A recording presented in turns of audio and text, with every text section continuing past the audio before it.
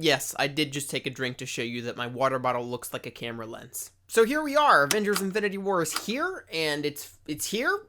It's here. I have this Avengers Infinity War hat that I bought for like $30, that is like commemorative and whatever, and I really like it, but it looks terrible on me, and I think that's because, like, it was made for Kevin Feige, who is a very large-headed bald man, and so, like, I don't know, it makes my hair look weird.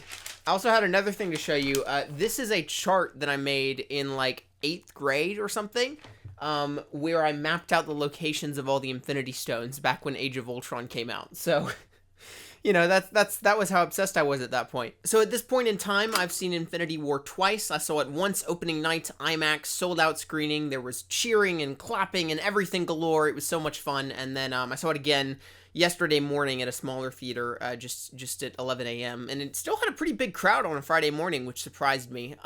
Tonight I'm gonna go see it again in IMAX. So that should be my last probably IMAX thing. But when I bought advance tickets, I bought 2 IMAX showings, so that should be fun. I'm looking forward to it. But yeah, this video is a review, I guess.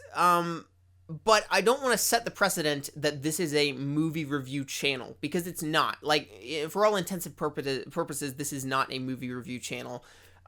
It's just something that, you know, this is a huge movie. I've been a Marvel fan for years now. It would be a lie to say that I'm not a Marvel fanboy, at least to some degree. And so, you know, I feel like I should talk about it, at least to some extent, as well as not just reviewing the quality of the movie, but here I also want to talk about why this is difficult to review at all, because it's kind of a unique thing to analyze. This video will have spoilers. I feel like if you're gonna see this movie, you will probably have seen it by the end of this weekend already, so that shouldn't be a big deal. But yeah, if you don't want to know anything about the movie, do not watch this video, because I do feel like the criticisms that I have of it and the praises that I have of it are totally specific. You have to talk about spoilers to analyze them. So getting right into this, I couldn't believe that Casino Planet storyline. It just went on for way too long. I'm sorry, Last Jedi jokes are kind of, they're outdated at this point. I'm sick of talking about it as much as anyone. So what do I think of Infinity War? This is tough to talk about, because maybe I'll put this in the title because it's really catchy, but I don't think Infinity War is a movie. It's not a film.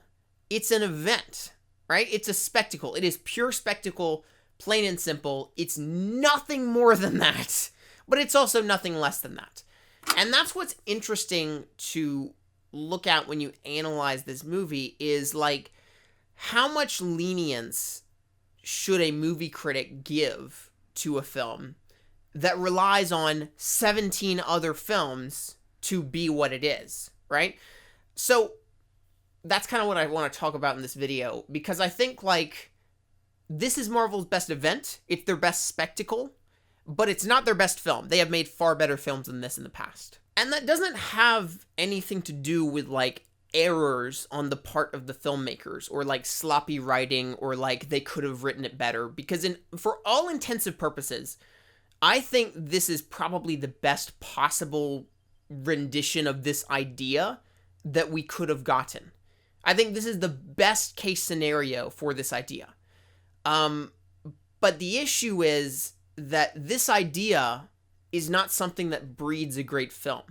This idea is something that breeds a great spectacle, and that is exactly what happens. I mean, this movie, for better or worse, captures everything that a comic book crossover event is. Like, for better, you know, you've got all the things that people love to see in Marvel movies in general taken up to 11. So you've got, you know, your favorite characters meeting each other. There's a raccoon meeting a Soviet spy from World War II. You know, there's different planets galore, and characters out of their comfort zone and new environments and meeting new people. And there's crazy comic book stuff, like a giant dwarf and like a dying star and crazy green planets and everything, and the Red Skull is here. It's amazing, and it really does make me go, like, I can't believe Kevin Feige did it. You know, like, he has successfully created a cinematic comic book universe that is starting to reach the levels of complicated lore and characters galore and amount of locations and everything that a real comic book universe has. This is starting to feel less like, you look at the Avengers in 2012. I love the Avengers in 2012, but it's more like the real world, but with superheroes kind of inserted into it. This movie is a comic book universe, like it is possibly the most comic book movie I have ever seen in my life. There is so much here that I can't believe we're seeing on the big screen, like we've got crazy stuff going on and mainstream audiences are seeing it, and that's really cool. So this movie really does capture the beauty of a comic crossover. You've got characters meeting each other in new worlds and locations and crazy lore and awesome action and all kinds of stuff like that. It captures that aspect of a comic crossover, the good stuff. But I think it also captures the stuff that is inherent to a comic crossover. I wouldn't necessarily call it the bad stuff, but it's the stuff that every comic crossover struggles with, which is that the characters have very little development, other than a few who I do think are done very well. Most of everyone else is just playing the caricature version of themselves. They're just playing it's Spider-Man. He's playing Spider-Man. It's Captain America. He's playing Captain America. There's nothing unique going on in their heads. It's just them being them that we've seen before.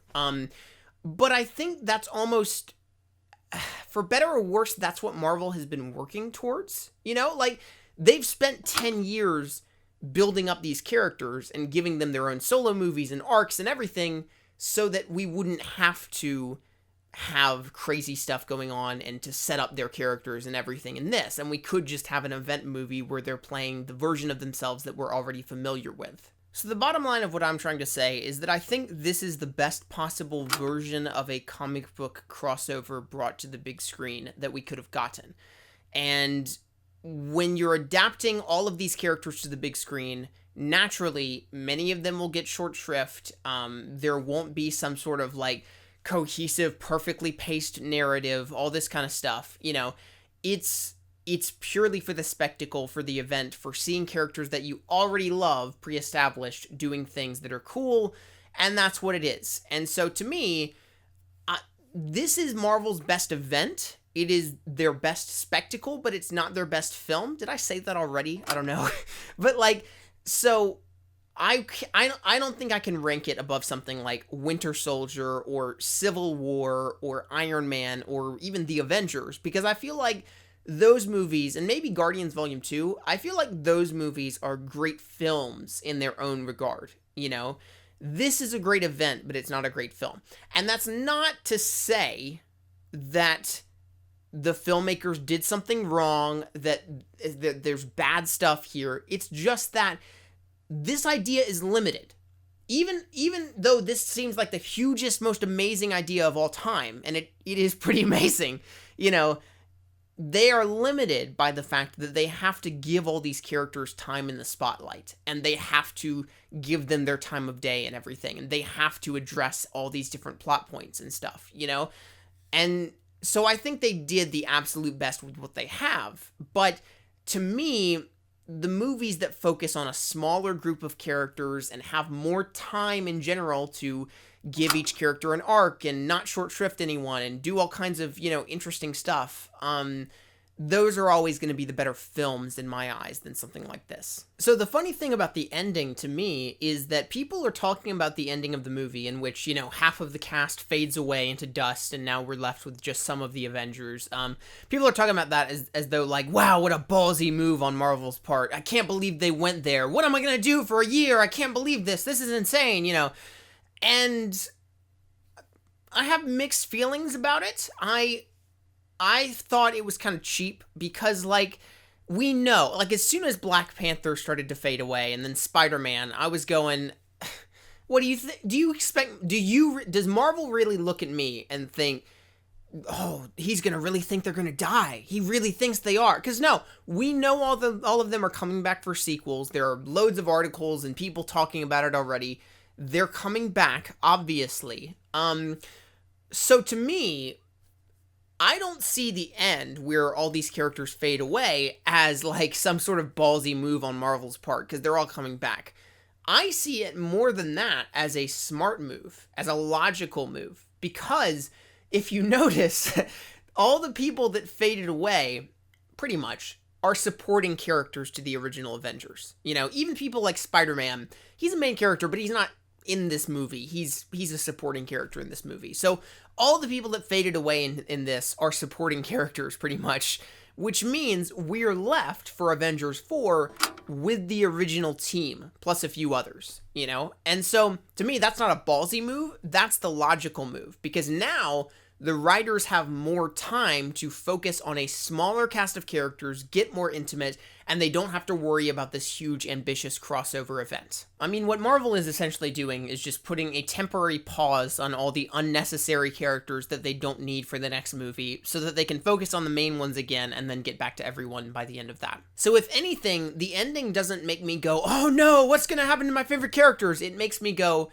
well, I'm excited for Avengers 4, because that means that we're finally going to get a smaller cast to deal with, and we have more time to focus on their inner journeys. I think this movie does feel like a part 1 more than Marvel cares to admit, you know, like, they've been marketing this as the Deathly Hallows part 2 of their cinematic universe, but really it's the part 1, you know, and they really haven't addressed that at all until the end of this. Maybe that was their strategy, was to get people into the theater thinking, oh, this is the end, and then have this big cliffhanger, and they all go, what? But yeah, I did find it odd that they were showing all this marketing with, you know, it all ends here and stuff, when it doesn't all end here, it all ends next year. And so because of that, like, this does feel a little bit incomplete in some regards, you know, because, and hard to judge, because we don't know how many of the arcs and things set up in this movie will not be resolved or will be resolved in Avengers 4. Now, let me say, though, I've talked a lot about, you know, this movie is an event, and so they don't have time to focus on characters, and so they did the best that they could, but, you know,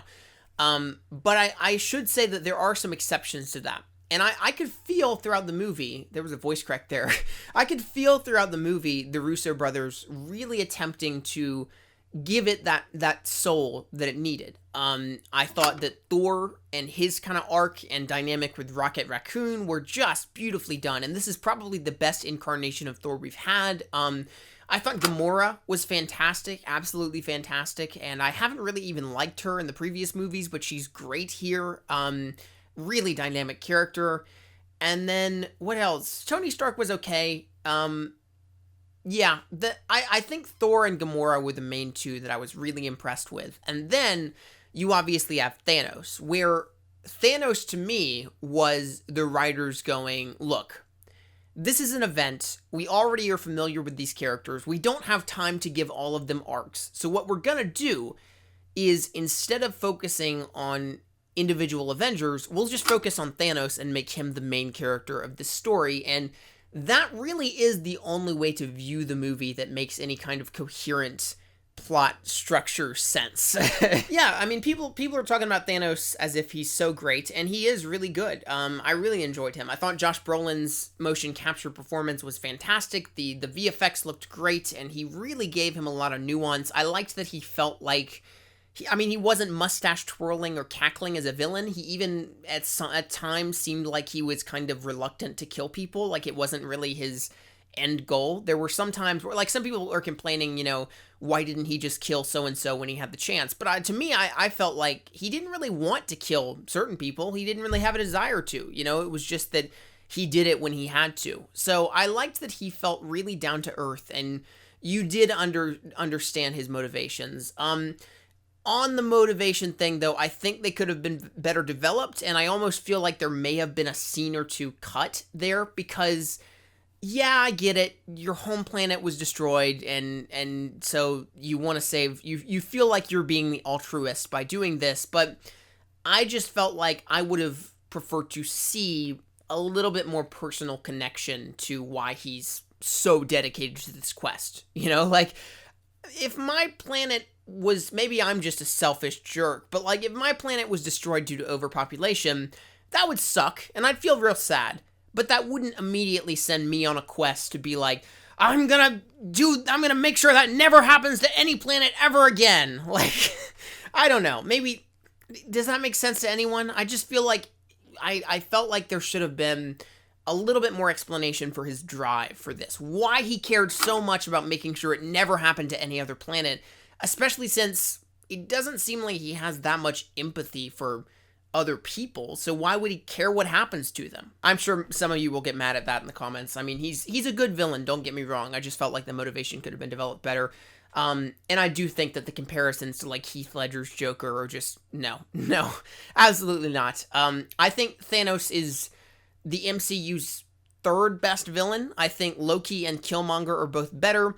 Thanos is probably the most intimidating out of all of them. He is definitely the most villainous in terms of, you know, being scary and being threatening and stuff, and he had that great presence, but I thought Killmonger's motivation was much better, and Loki, we've had like 6 movies with to develop, so it's not really a fair comparison, but he's just a more dynamic character, I think. There were also some characters here that I felt worked a lot better than they do in their solo movies, because they work better on a team when you're not having to focus on them entirely. You know, Joss Whedon said that about Hulk one time. He said Hulk works much better as a supporting character than a protagonist, and I think that's true with some other characters here too. You know, Doctor Strange, I really, really enjoyed, and I think he works a lot better as a supporting character than as a protagonist. I really enjoyed Scarlet Witch. I thought she was fun, and Vision was fun. They've never had solo movies, but I just think they work well as team players.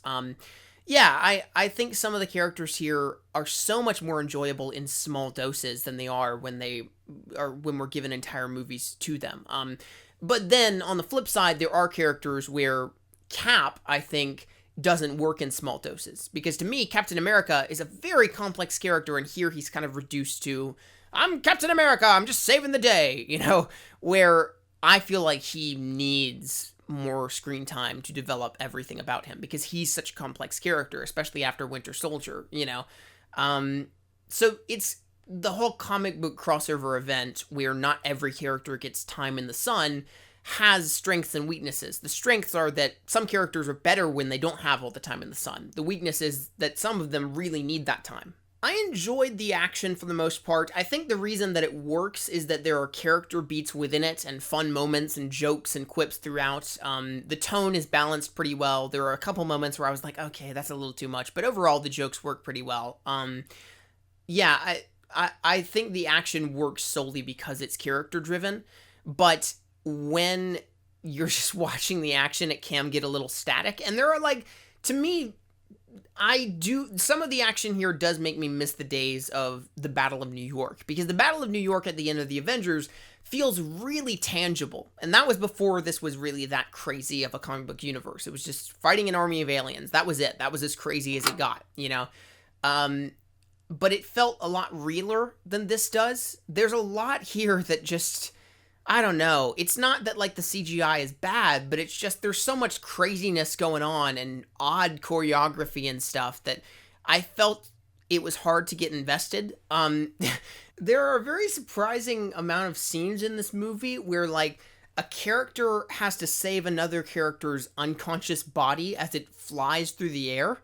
Like, I don't know. It was just bizarre. Like, there's the opening scene with, Doctor Strange is unconscious in the cloak of levitation, and the cloak is like flying his unconscious body around as Peter has to save it from, like, crashing into debris and save it from Thanos' children or whatever. And then there's Wanda is, like, flying Vision's unconscious body around, in Scotland or whatever. She uses her powers to float it around even when he's unconscious. And then later, Peter has to, like, grab the unconscious Mantis, Drax, and Quill out of the air as debris is, like, going all around them, and he's, like, having to, like, grab them with his arms and, like, sling them around with his webs as he goes. Like, I don't know, it just, there are some weird things in the action here. I don't know how else to describe it. Like, the image of Mantis sitting on top of Thanos' head, like, forcing him to sleep as, like, 2 people are, like, yanking at his fist to get the gauntlet off, and, like, Drax is, like, holding his leg or something, was just, I was like, that's odd. That looks visually very startling. I don't know, like, everything about the end battle at the end of the first Avengers feels very picturesque. It's like all these awesome shots here. And then here we've got, like, Mantis on top of Thanos' head. And I'm like, that's kind of weird. I don't know. I'm rambling at this point. There's just some stuff in this that I was like, that's odd. I think I've said everything I have to say. Overall, I really liked it as an event. I think, you know, as a lifelong fan of the MCU, or since it existed, I felt satisfied. I love all these characters already, and they really played on that love. You know, this is what the MCU has built towards. They have spent 10 years establishing these characters so that we can have a movie where they team up and have fun without having to reestablish them again or something. And I think it works for the most part. There's a lot of fun to be had, lots of clever jokes and character moments and things that were clearly well thought through. And they do, I think they seize every opportunity with these characters that they have to make a joke or something where it's like, you know what the audience is thinking, or they know what fans have theorized for years, and they go, yeah, we're going to do that because that makes sense. So I think this is the best possible event film we could have gotten. At the same time, I think I can't fully judge it until part 2 comes out because there's so much here that feels a little bit incomplete. And I think that, you know, as I said before, it's not my favorite Marvel movie just because I prefer the Marvel movies that have more time to focus on a specific few characters and give them time to grow and develop and everything. And this movie just doesn't have the time for that. Again, it's not a problem with the filmmaking. It's just that the premise in general doesn't allow for that kind of development. All right, I think that's it. Thank you for watching this video. I released my Harry Potter Analyzed video about a week ago now, and that is I think it's my best work almost. I spent 2 months making it and really enjoyed it. Harry Potter has been something that means a lot to me for years, and so I have wanted to make a video about it for a while. And so I think you will really enjoy it. I hope it gets a little bit more views because right now it just hasn't picked up much traction. So if you want to go check that out, do so, please. And thanks for watching this video again. Awesome. All right. I will see you guys in the next video. It won't be a movie review next time. We'll be doing something completely different. Who's to say what? All right. Bye.